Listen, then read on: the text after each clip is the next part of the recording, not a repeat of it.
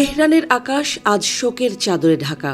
দীর্ঘ প্রতীক্ষার অবসান ঘটিয়ে অবশেষে শেষ বিদায়ের সুর বেজে উঠেছে ইরানের মাটিতে।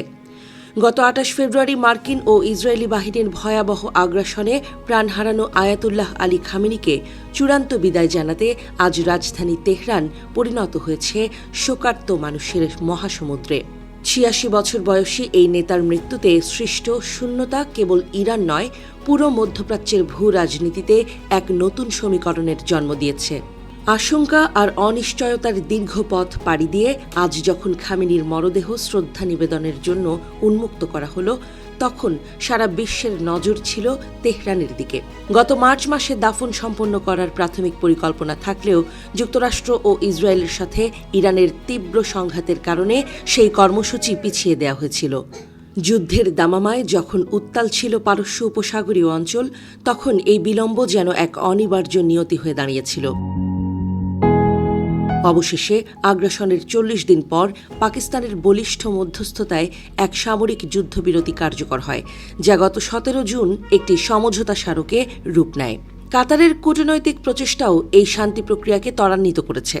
সেই রেশ ধরেই আজ তেহরানে আয়োজিত স্মরণ সভায় বিশ্ব নেতাদের ঢল নেমেছে। যুদ্ধের উত্তাপ ছাপিয়ে শান্তির বার্তা দিতেই যেন আজকের এই জমায়েত। পাকিস্তানের প্রধানমন্ত্রী শাহবাজ শরীফ সকালেই তেহরানে পৌঁছে খামেনির প্রতিকৃতির সামনে মাথা নত করে শেষ শ্রদ্ধা নিবেদন করেন। একই সঙ্গে উপস্থিত ছিলেন তাজিকিস্তানের প্রেসিডেন্ট ইমোমালি রহমান, জর্জিয়ার প্রেসিডেন্ট মিখেইল কভেলাশভিলি এবং আর্মেনিয়ার প্রধানমন্ত্রী নিকোল পাশিনিয়ান।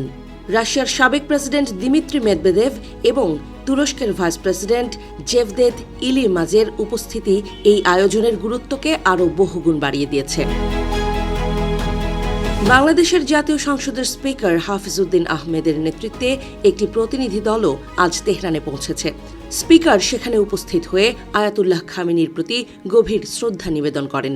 এই সংকটময় মুহূর্তে বাংলাদেশের পক্ষ থেকে পাঠানো এই প্রতিনিধি দল দুই দেশের কূটনৈতিক সম্পর্কের অবিচ্ছেদ্য বন্ধনকেই পুনরায় প্রতিষ্ঠিত করেছে।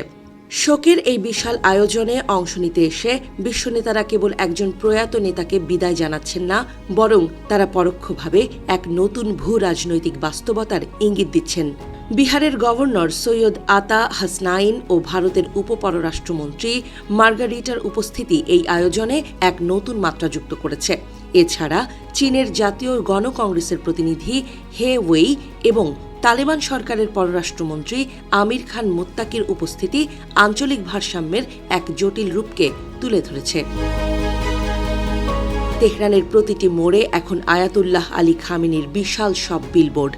বাতাসের প্রতিটি ঝাপটায় যেন ভেসে আসছে প্রতিরোধের এক অমোঘ উচ্চারণ। সব মিলিয়ে আজকের এই বিদায় অনুষ্ঠান এক ঐতিহাসিক সন্ধিক্ষণের সাক্ষী হয়ে রইল।